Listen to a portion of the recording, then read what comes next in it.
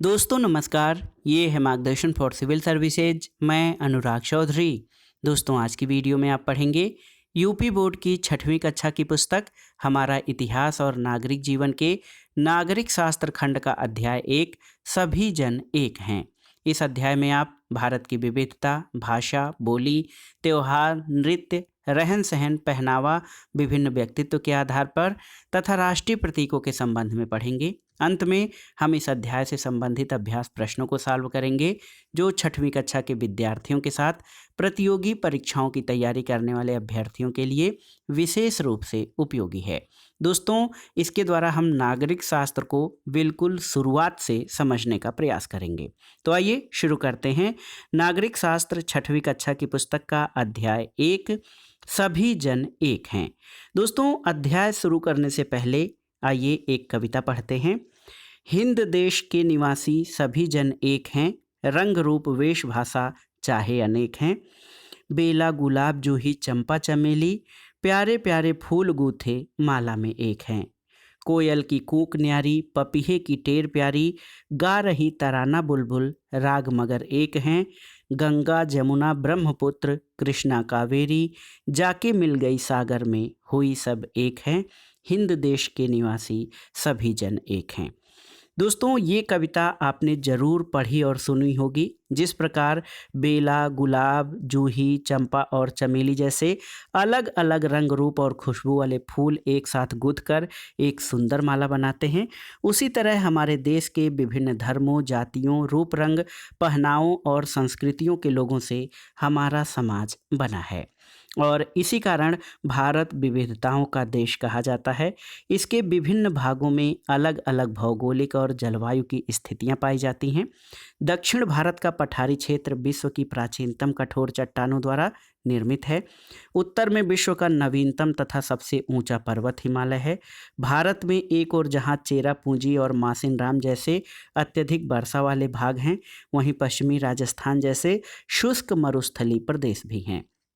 संसार के विभिन्न भागों में रहने वाले लोगों का खान पान, रहन सहन, पहनावा, बोली आदि एक दूसरे से भिन्न है और समय समय पर विश्व के विभिन्न भागों से लोग भारत आते रहे और यहाँ अस्थायी रूप से बसते गए। इन लोगों के साथ नए धर्म, नए रीति रिवाज और नई भाषाएं आती गईं। इसमें भारत की संस्कृति में विविधता आ गई है। सबसे पहले आइए बोलियों के स्तर पर विविधता को देखते हैं। दोस्तों हमारे समाज में हिंदू, मुस्लिम, सिख, ईसाई, पारसी, जैन, बौद्ध और अन्य समुदाय एक साथ मिलजुल कर रहते हैं और ऐसा कहा जाता है कि हमारे देश में प्रत्येक 200 से 250 किलोमीटर के बाद बोली, रहन सहन और रीति रिवाजों में अंतर हो जाता है। देश में लगभग 225 भाषाएं बोली जाती हैं, जिनमें 22 भाषाएं मुख्य हैं। हिंदी, उर्दू, बंगला, ओडिया, मराठी, पंजाबी, तेलुगु, तमिल आदि। हमारे प्रदेश में मुख्य रूप से हिंदी भाषा बोली जाती है उत्तर प्रदेश में, और यहाँ बोलियों के रूप में अवधी, ब्रज, भोजपुरी, बुंदेलखंडी आदि आंचलिक बोलियाँ भी बोली जाती हैं। जब हम देश के एक भाग से दूसरे भाग में आते जाते हैं तो भाषा की ये विविधता कभी कभी परेशानी का कारण बन जाती है। दूसरी तरफ इन अलग अलग भाषाओं में लिखा गया साहित्य हमारे देश की साहित्यिक समृद्धि को बढ़ाता है। विविध त्योहार, तो त्योहारों के स्तर पर भी विभिन्नता पाई जाती है। भारत के त्योहारों में भी विविधता मिली हुई है। विभिन्न धर्मों के अनुयायी अलग अलग त्योहारों को मनाते हैं। होली, दीपावली और दशहरा हिंदुओं का प्रमुख त्यौहार है। ईद मुस्लिमों का, प्रकाश पर्व सिखों का और क्रिसमस ईसाइयों यानी क्रिश्चियंस का त्यौहार है। बौद्ध लोग बुद्धि पूर्णिमा, जैन महावीर जयंती और पारसी नवरोज उत्साह से मनाते हैं। इन त्योहारों को सभी मिलजुल कर मनाते हैं। कुछ त्यौहार ऐसे भी हैं जिन्हें भारत के विभिन्न भागों में अलग अलग नामों और अलग अलग तरीकों से मनाया जाता है।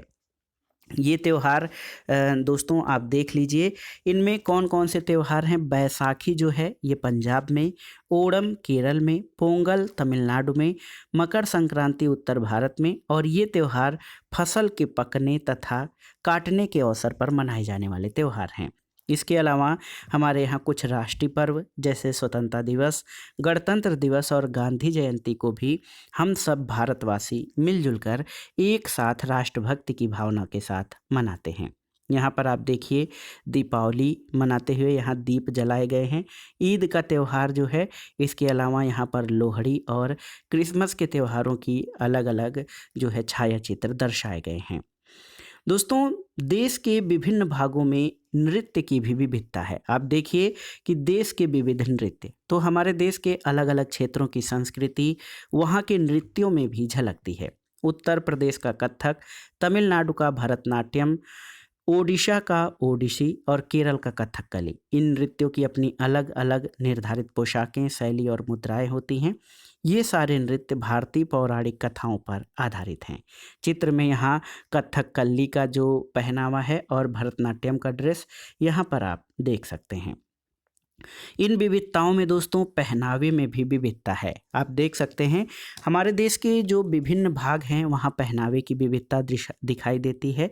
साड़ी और धोती अनेक स्थानों पर पहने जाते हैं, लेकिन उनके पहनने का ढंग बदल जाता है। पहनावों का संबंध उस क्षेत्र की जलवायु से भी होता है। कश्मीर में पहना जाने वाला फिरन जाड़े से बचाता है। राजस्थान में पहनी जाने वाली बड़ी बड़ी पगड़ियाँ वहाँ के गर्म रेगिस्तानी मौसम से बचाती हैं। इसके अलावा विविधता में एकता यानी यूनिटी इन डाइवर्सिटी किस प्रकार से देखी जा सकती है, एक उदाहरण से समझते हैं। दोस्तों, क्या आप भारतीय क्रिकेट टीम के कुछ प्रमुख खिलाड़ियों के नाम जानते हैं? जैसे महेंद्र सिंह धोनी, विराट कोहली, शिखर धवन, रोहित शर्मा, आर अश्विन, युवराज सिंह, रविंद्र जडेजा, सुरेश रैना, भुवनेश्वर कुमार, मोहम्मद शमी, हार्दिक पांड्या। और इस टीम की खास बात क्या है? दोस्तों, टीम में अलग अलग प्रदेशों और धर्मों के खिलाड़ी एक साथ खेलते हैं। ये सभी खिलाड़ी विभिन्न प्रांतों और धर्मों से संबंध रखते हैं। ये सभी खिलाड़ी अपने अपने क्षेत्रों की अलग अलग बोलियां भी बोलते हैं, लेकिन विदेशी टीम के विरुद्ध खेलते समय ये सभी खिलाड़ी एक सूत्र में बंधकर देश के लिए खेलते हैं। भारत के लिए जीत हासिल करके इनका मस्तक ऊंचा करते हैं और सचिन तेंदुलकर को भारत के सर्वोच्च सम्मान भारत रत्न से सम्मानित किया गया है, खेल में इनकी जो है विशेष योगदान को देखते हुए। आपने अपने से बड़ों से आज़ादी की लड़ाई की कहानी ज़रूर सुनी होगी। हमारे देश को गुलामी की जंजीरों से निकालने के लिए देश के कोने कोने से अलग अलग धर्मों और जातियों के लोगों ने एकजुट होकर संघर्ष किया और इस लड़ाई में सबने अपना योगदान दिया है, तभी जाकर हम अंग्रेज़ों की औपनिवेशिक सत्ता से मुक्त हो पाए। दोस्तों, आज़ादी की लड़ाई में महात्मा गांधी, चंद्रशेखर आज़ाद, भगत सिंह, अशफाक उल्लाह खां और सुभाष चंद्र बोस के योगदान की जानकारी आपको होगी भी, और इनके बारे में आप और भी तथ्य इकट्ठा कीजिए। तो इस तरह से आपने देख लिया कि अनेक धर्म, जाति, भाषा, पहनावे आदि के लोग देश के लिए एकजुट हो जाते हैं और इन सब विविधताओं के होते हुए भी भारत में हमेशा एकता रही है। यह देश की एक ऐसी फुलवारी है जो अलग अलग रंगों और खुशबुओं के फूलों से सजी हुई है। आइए देखते हैं हमारे समाज की विभिन्न चिंताएं क्या हैं। दोस्तों, हमारे समाज में जाति के आधार पर भेदभाव देखने को मिलता है। निम्न समझी जाने वाली जातियों को उनके अधिकार दिलाने के लिए महात्मा गांधी, ज्योतिबा फुले और डॉक्टर भीमराव रामजी अंबेडकर जैसी महान विभूतियों ने महत्वपूर्ण योगदान दिया। हमारे देश की स्वतंत्रता के बाद संविधान बनाते समय डॉक्टर अंबेडकर ने अस्पृश्यता या छुआछूत मिटाने के लिए महत्वपूर्ण सुझाव दिए। छुआछूत को अब कानूनी रूप से समाप्त कर दिया गया है। भारत के प्रत्येक नागरिक को, चाहे वह किसी जाति, लिंग या धर्म का हो, समान अधिकार और समान अवसर प्राप्त हैं।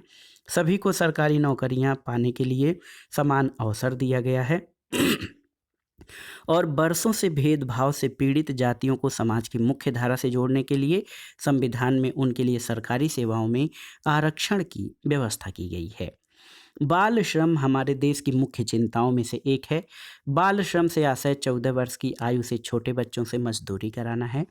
गरीबी और अशिक्षा बाल श्रम का मुख्य कारण है और बाल श्रम बच्चों की शिक्षा और स्वास्थ्य को प्रभावित करता है। दोस्तों, हमारे देश में 6 से 14 वर्ष की आयु के बच्चों को शिक्षा का अधिकार दिया गया है। साथ ही बाल श्रम के खिलाफ सख्त कानून भी बनाए गए हैं और आप इस बॉक्स से देख लीजिए। बाल श्रम निषेध और विनियमन अधिनियम 1986 में लागू किया गया, जिसके तहत बाल मजदूरी को एक अपराध माना गया है। हमारे समाज में बालिका सुरक्षा भी एक चुनौती का विषय है। बालिका सुरक्षा का तात्पर्य बालिकाओं को वह वातावरण उपलब्ध कराने से है जिसमें वह सुरक्षित हों। इसमें बालिकाओं को आत्मरक्षा के विभिन्न तरीके सिखाना बहुत ज़रूरी है।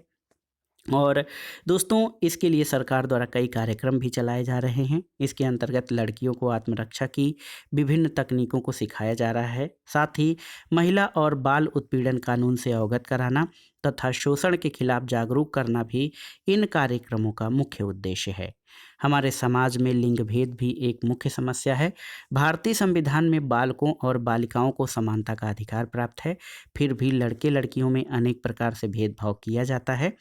लड़कियों को कहीं कहीं तो प्रारंभिक शिक्षा जैसी मूलभूत आवश्यकताओं से भी वंचित रखा जाता है।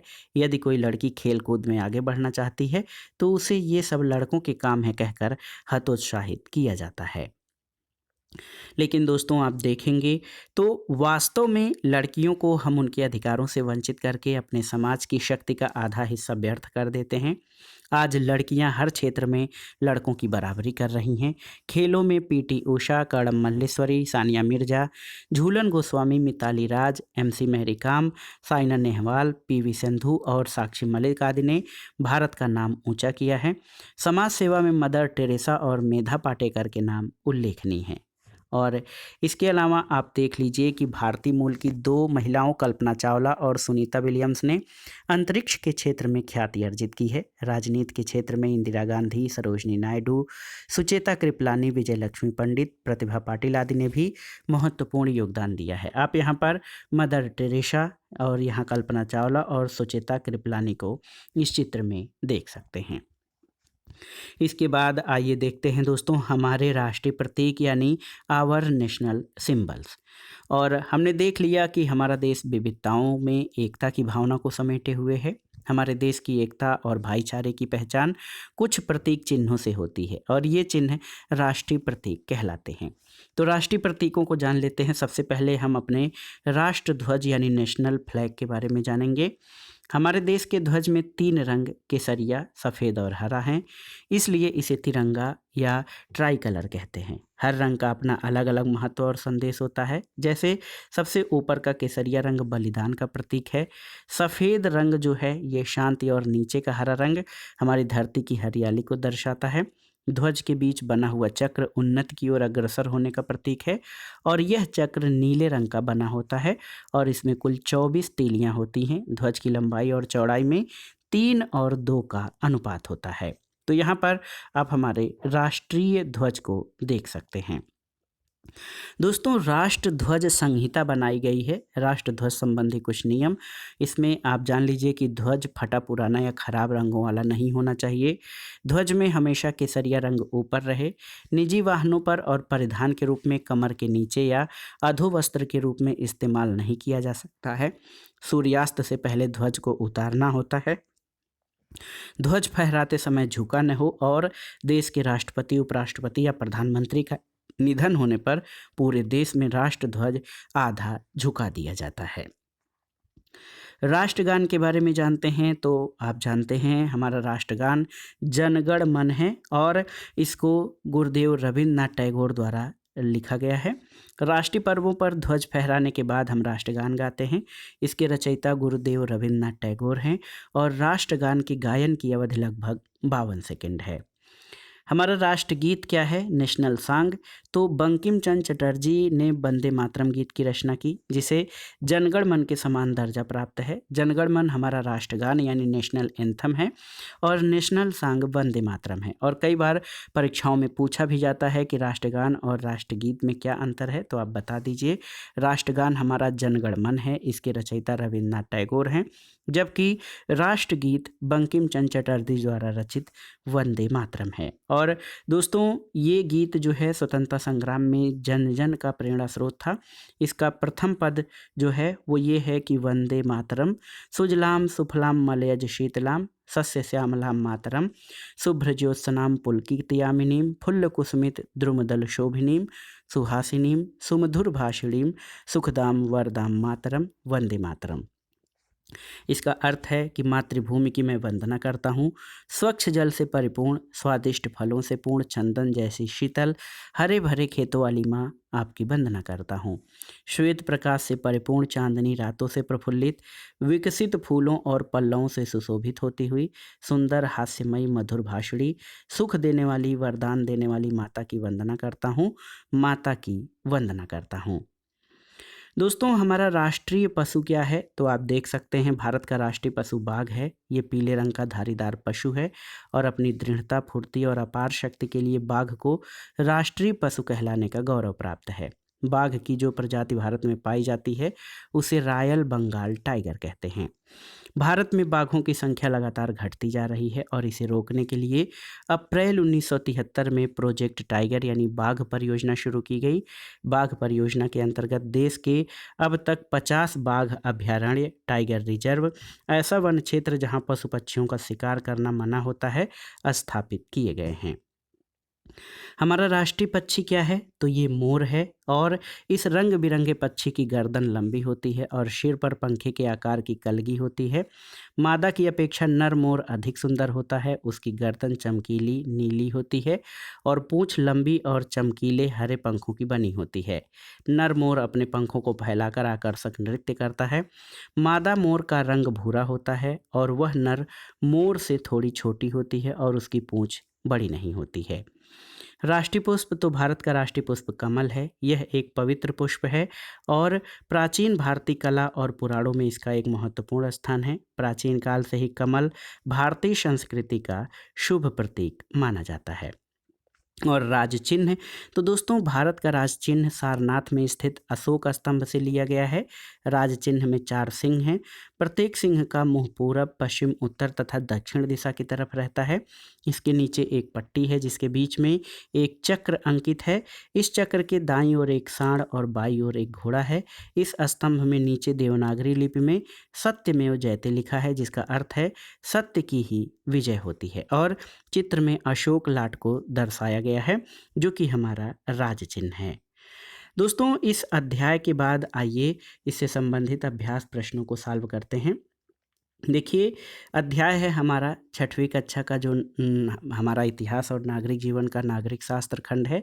उसका पहला प्रश्न है कि उत्तर प्रदेश और तमिलनाडु के पारंपरिक नृत्य। तो उत्तर प्रदेश का जो पारंपरिक नृत्य है, याद रखिएगा, कथक है और तमिलनाडु का भरतनाट्यम। अगला है कि अस्पृश्यता की भावना दूर करने में जिन लोगों ने अपना योगदान दिया है उनमें से किन्हीं 2 के बारे में लिखिए। तो अस्पृश्यता की भावना दूर करने में जिन लोगों ने अपना योगदान दिया है उनमें महात्मा गांधी, ज्योतिबा फूले, डॉक्टर भीमराव अंबेडकर जैसी महान विभूतियों ने अपना योगदान दिया है। ज्योतिबा फूले, तो महात्मा ज्योतिबा फूले का जन्म पूना के निकट एक गांव में हुआ था। महात्मा ज्योतिबा के समय समाज में धार्मिक बुराइयां, छुआछूत, दलितों और महिलाओं को शिक्षित न होने देने वाले ढोंग ढकोसलों का बोलबाला था। महात्मा फूले ने इन सामाजिक बुराइयों को दूर करने के लिए देश के दलितों के लिए पहली पाठशाला खोली थी। महात्मा फूले लड़के और लड़कियों में भेदभाव करने वालों के विरोधी थे। कन्या पाठशाला खोलने वाले वे पहले भारतीय थे और लड़कियों की शिक्षा की शुरुआत उन्होंने अपने घर से ही की थी। सबसे पहले उन्होंने अपनी पत्नी सावित्रीबाई को पढ़ाया, जो उनके द्वारा खोली गई पहली कन्या पाठशाला की शिक्षिका बनी थी। इसके अलावा बाबा साहब डॉक्टर भीमराव अंबेडकर, तो देश की स्वतंत्रता के बाद संविधान बनाते समय डॉक्टर अंबेडकर ने अस्पृश्यता या छुआछूत मिटाने के लिए महत्वपूर्ण सुझाव दिए। भारत के प्रत्येक नागरिक को, चाहे वह किसी भी धर्म, जाति या लिंग का हो, समान अधिकार और समान अवसर प्राप्त हैं। वर्षों से भेदभाव के शिकार जातियों को समाज की मुख्य धारा से जोड़ने के लिए संविधान में उनके लिए सरकारी सेवाओं में आरक्षण की भी व्यवस्था की गई है। तीसरा है कि आपके विद्यालय में राष्ट्रीय पर्वों का आयोजन कैसे होता है। तो आप जान लीजिए दोस्तों कि विद्यालय में जो राष्ट्रीय पर्व हैं बड़े धूमधाम से मनाए जाते हैं। इनका जो है सुबह मनाने का समय निश्चित होता है। स्वतंत्रता दिवस में प्रभात फेरी निकाली जाती है, तिरंगा झंडा फहराया जाता है, राष्ट्रगान होता है और अनेक सांस्कृतिक कार्यक्रम आयोजित किए जाते हैं। अगला प्रश्न है कि विविधता में एकता से आप क्या समझते हैं। तो दोस्तों, हमारा देश भारत एक विशाल देश है जहाँ विभिन्न प्रांतों में विभिन्न संस्कृति है। अलग अलग प्रदेशों के लोग अलग अलग धर्म, रीति रिवाज का पालन करते हैं। उनके रहन सहन, खान पान, नृत्य, संगीत, कला, भाषा, बोली आदि में अंतर है। लेकिन इन सब के बावजूद वे भारतीय हैं। जब देश की बात आती है तो विविध संप्रदायों और संस्कृतियों को लोग एक से हो जाते हैं और विविधता में एकता का यही अर्थ होता है। रिक्त स्थानों की पूर्ति कीजिए। तो राष्ट्रगान हमारा क्या है आप जानते हैं, जन गण मन। जन गण मन हमारा राष्ट्रगान है। राष्ट्रीय पशु बाघ है यानी टाइगर। राष्ट्रीय पक्षी मोर है। राष्ट्र ध्वज तिरंगा है और राष्ट्रीय पुष्प आपका कमल है। आइए सुमेलित करते हैं। देखिए मदर टेरेसा ये समाज सेवा और चिकित्सा यानी जो है स्वास्थ्य के क्षेत्र में ये नन थी। सचिन तेंदुलकर जो हैं ये क्रिकेट खिलाड़ी रहे हैं। और कल्पना चावला अंतरिक्ष यात्री। बंकिम चंद्र चटर्जी वंदे मातरम के रचयिता हैं। और अशफाक उल्लाह खां ये स्वतंत्रता आंदोलन के महत्वपूर्ण क्रांतिकारी थे। अगला प्रश्न है, निम्नलिखित कथनों में से सही कथन के सामने टिक सही का और गलत के सामने गलत लगाइए। नवरोज ईसाइयों का प्रमुख त्यौहार है। तो नवरोज ईसाइयों का त्यौहार नहीं है, बल्कि नवरोज जो है पारसियों का, ईसाइयों का जो है क्रिसमस है। विराट कोहली क्रिकेट के खिलाड़ी हैं, सही है। भारत का राष्ट्रगीत वंदे मातरम है, सही है। चेरापूंजी और मासिन राम में सबसे कम वर्षा नहीं बल्कि सबसे अधिक वर्षा होती है। और राज चिन्ह के नीचे सत्यमेव जयते लिखा है, तो सही है। दोस्तों अब आप जान लीजिए कि प्रोजेक्ट वर्क में आप देख सकते हैं क्या क्या है कि जिस प्रदेश में चेरापूंजी और मासिन राम स्थित हैं आप जान लीजिए क्या है, तो ये मेघालय है। जिस प्रदेश का प्रमुख नृत्य कथक है, तो कथक दोस्तों उत्तर प्रदेश का नृत्य है। जिस प्रदेश में जाड़े में फिरन पहना जाता है, तो जम्मू कश्मीर में। जिस प्रदेश की मुख्य भाषा मराठी है, महाराष्ट्र है। और जिस प्रदेश में महात्मा गांधी का जन्म हुआ है, तो महात्मा गांधी का जन्म 2 अक्टूबर 1869 को गुजरात के पोरबंदर नामक स्थान पर हुआ था। तो दोस्तों ये था आज का वीडियो। यूपी बोर्ड की 6वीं कक्षा की पुस्तक हमारा इतिहास और नागरिक जीवन के नागरिक शास्त्र खंड का अध्याय 1 सभी जन एक हैं। और इसमें आपने विस्तार से भारत की विविधता में एकता को पढ़ा और भारत के राष्ट्रीय प्रतीकों के बारे में, उनसे संबंधित महत्वपूर्ण तथ्यों के बारे में जाना। और ये जो तथ्य हैं वो आपके आगामी परीक्षाओं के लिए बहुत ही उपयोगी होंगे। साथ ही साथ 6वीं कक्षा के विद्यार्थियों के लिए जो हमने अभ्यास प्रश्नों को सॉल्व किया है वो उनकी परीक्षा की तैयारी में बहुत ही मददगार साबित होगा। तो वीडियो आपको कैसा लगा हमें कमेंट बॉक्स में ज़रूर बताइएगा। वीडियो को लाइक करें, शेयर करें और इस चैनल मार्गदर्शन फॉर सिविल सर्विसेज को सब्सक्राइब करें। वीडियो देखने के लिए धन्यवाद दोस्तों, नमस्कार।